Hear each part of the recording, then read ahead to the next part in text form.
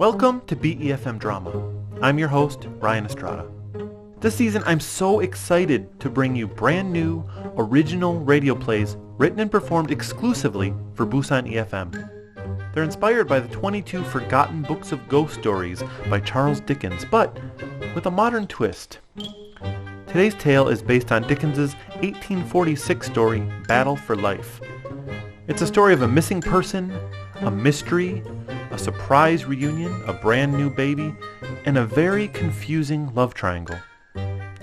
While the original story took place over many years, our tale takes place entirely in one night, in the back of an ambulance, as paramedics Goblin and Fern help two different women with two very different issues, and realize that fate may have brought them together. Please enjoy BeFM Drama's production of The Old Battlegrounds.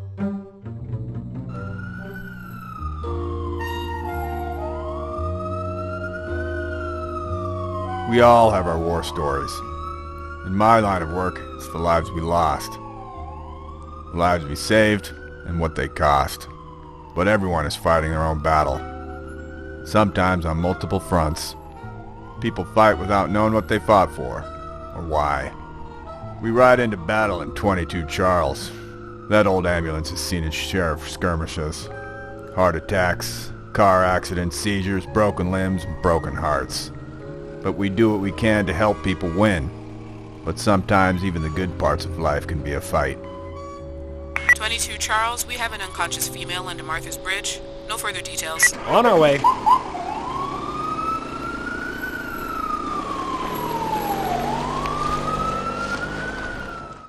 We pulled up to the bridge. It was after midnight and pitch black. We got our flashlights out and tried to make our way down the steep hill without falling into the river. I'm not going down there. Try not to slip. I'm liable to break an ankle and then fall into the river. Just be careful. It's pitch black out here. I don't know how anybody found her or how we're supposed to. She must be under here. Hello? You can't get too emotional in this job. That's your problem. Risking your own life to help somebody is no way to go. You're no good to anybody if you get hurt.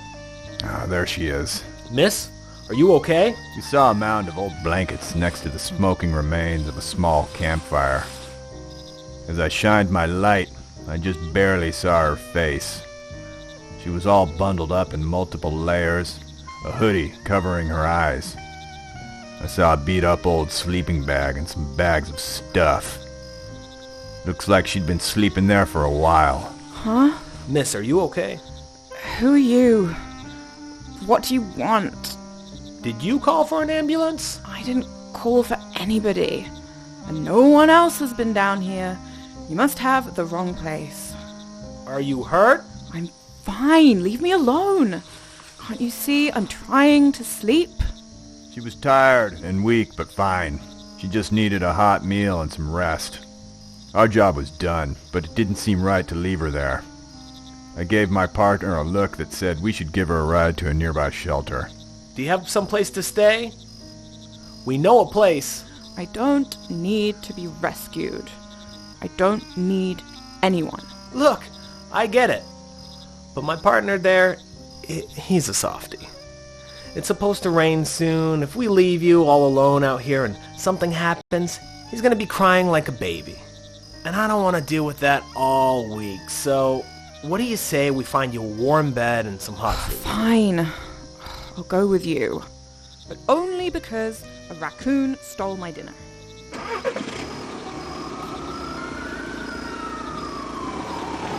On the way, we got another call. 22 Charles, if you're finished, head to the DeWitt Clinton Park. We have a 25-year-old female giving birth under the doughboy. I hope you don't mind if we make a stop on the way. Whatever you've got to do, man. I'm not your boss. The doughboy is a statue of a young World War I soldier. There's a tablet underneath that reads, "If ye break faith with us who die, we shall not sleep, though poppies grow in Flanders fields." I'm not a poetry guy, but I know it's a monument to sacrifice. I'm so sorry. I'm not due for another week. I thought I could just go out for a late night jog. And I didn't take my phone. Then my water broke and And it all just happened so fast? That baby's coming quick. Let's get you into the ambulance. Can't be. Who's that in the back? No one. Busy night. We're carpooling, I guess. She'll turn around and give you some privacy.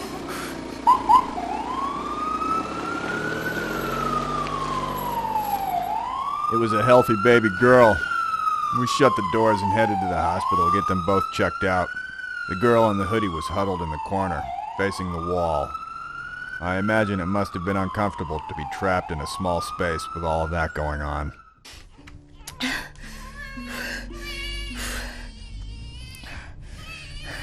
I think I'll call her Mary, after my little sister. It's beautiful.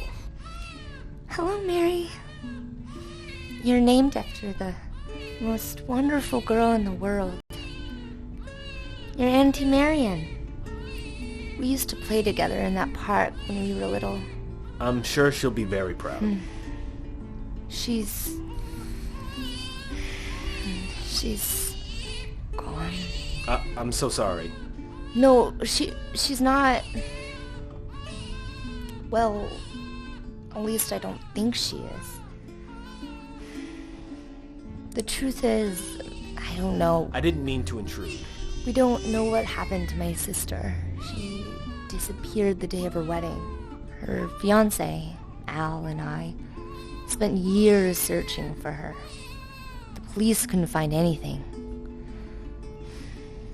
Al confessed that he thought she'd run off with some punk kid we'd seen her hanging out with, but he just moved away.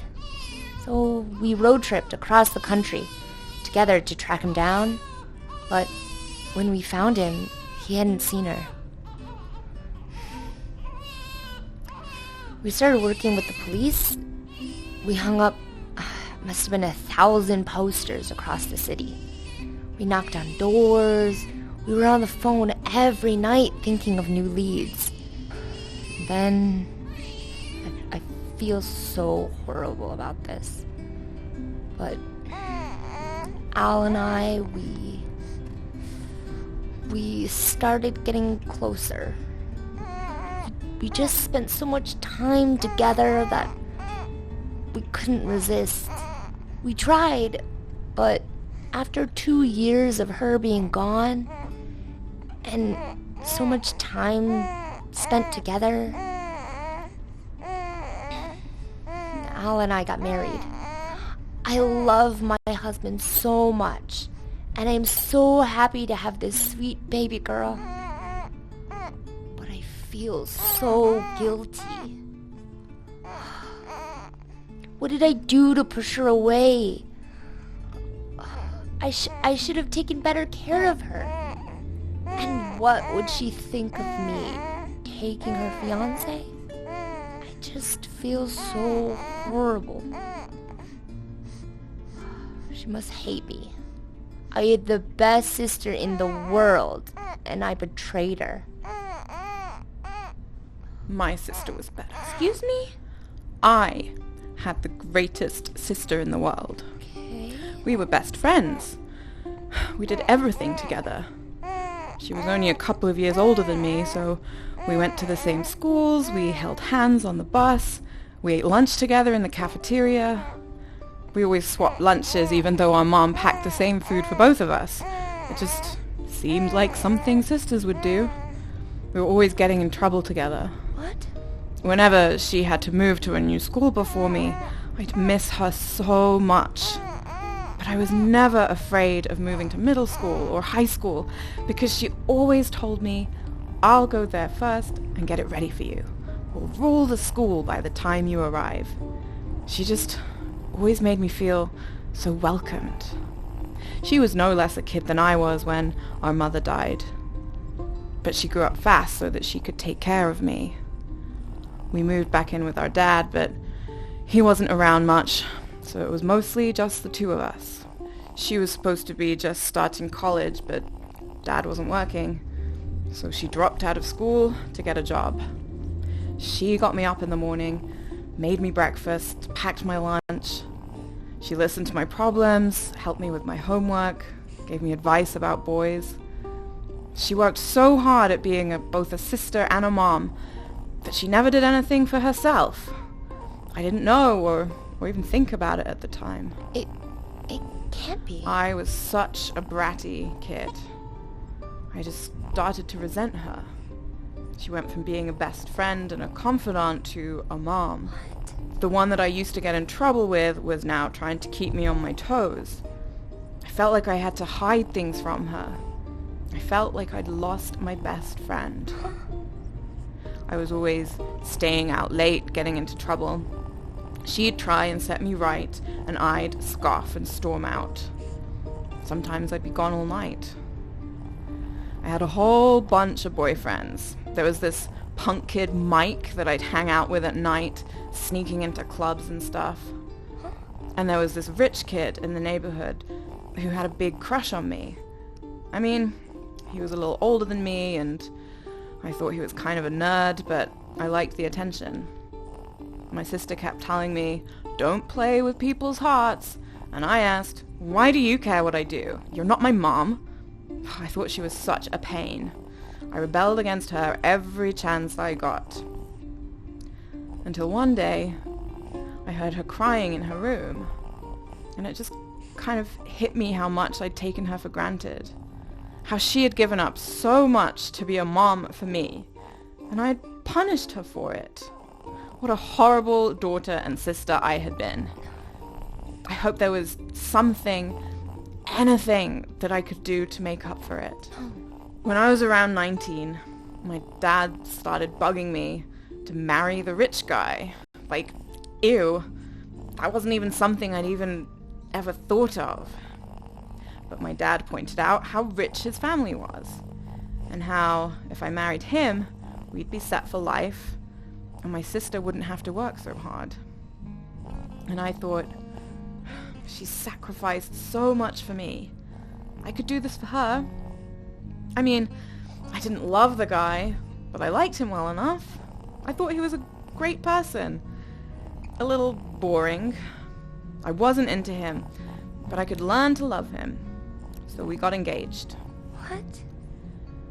I told my sister that I was getting married. She was so supportive. She helped me plan everything. It all happened so fast. Venues were being booked, floral arrangements were being ordered, DJs, dresses. I was still a dumb kid. I wasn't ready for all that.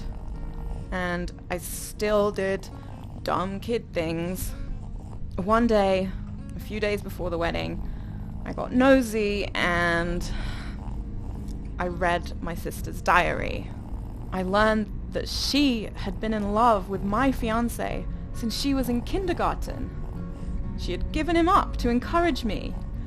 It was just one more sacrifice she made to make my life better. My world came crashing down around me. I realized I had made a huge mistake. I thought I was making a sacrifice for her, but I was just forcing one more sacrifice upon her. I had not only taken her for granted, but stolen the love of her life and taken him for granted as well. I couldn't go through with it. I didn't want to admit what I'd done or tell anyone the reason why I wanted to end it, so I decided to try and get my fiancé to dump me. I figured it wouldn't be hard. I'd been so awful already. I just needed to push it a little more, and maybe he'd end it once and for all. I invited my old punk boyfriend Mike over and went for a ride with him on a night where I knew my fiancé would see me. He did. I wanted him to fly off the handle, get mad, and break off the whole marriage. But he didn't. He forgave me. I couldn't imagine why, and I didn't know how to break his heart after that. The day of the marriage came, and I couldn't do it. I couldn't break my sister's heart by marrying her true love. And I couldn't break it by making her feel like she was the reason why I cancelled my wedding either. Marion? Nothing felt like the right move. So, Marion? I ran away. It's you! Yes, Grace. All this time you've been gone? You and Al got together. Just like I hoped you would. Why, Marion? Why would you do this? I just wanted you to find love. I loved you, my sister, and you broke my heart 1,000 times. I'm so sorry. Please forgive me. I love you. I love you. But you smell so bad. I know. Mary, meet your Auntie Marian. Hi, Mary. Sorry about the smell, baby. Your auntie fought a raccoon in the sewer over half a bag of pork rinds. And lost. Well, who'd have thunk it? It's one heck of a coincidence. I thought you said no getting emotional on calls. Sometimes you gotta laugh or cry.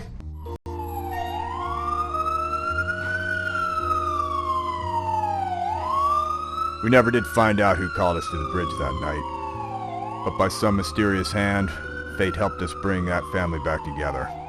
That was one fight finished. One battle at an end.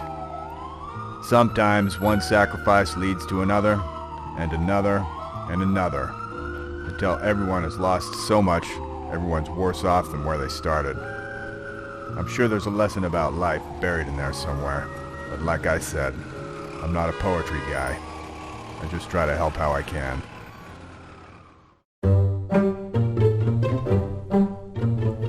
Thank you so much for listening to BeFM Drama. This was the old battlegrounds based on Charles Dickens' The Battle for Life. Charles Dickens himself was proud of these characters, but very disappointed in this novella. He liked the world he'd created, but felt that it had more potential.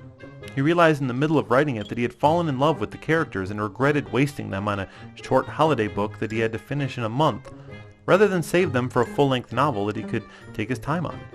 His disappointment was part of the reason that he changed his plan and started doing things very differently in his holiday horror stories in later years. We'll get to those in future episodes. The Old Battlegrounds was written by me, Ryan Estrada. It starred Sam Hazelton as Goblin, Kelly Brassbridge as Fern, Jenny Payne Wheeler as Marion Jedler, Erin Wugtay as Grace Jedler, and Angelique Lazarus as Dispatch. Most of today's music was by Komaku. Goblin's theme is by Unheard Music Concepts and was released under a Creative Commons Attribution license. As was the music you hear now, Hidden Agenda by Kevin MacLeod of Incompetech. Tune into the next episode of BeFM Drama for another Goblin story, What Haunted Me Now? Based on The Haunted Man and the Ghost Bargain, this spooky story is about an old man with a painful past who meets a mysterious spirit who offers him a way to forget all his most painful memories. But he soon learns the offer may be too good to be true. Thank you for listening. See you next time on BeFM Drama.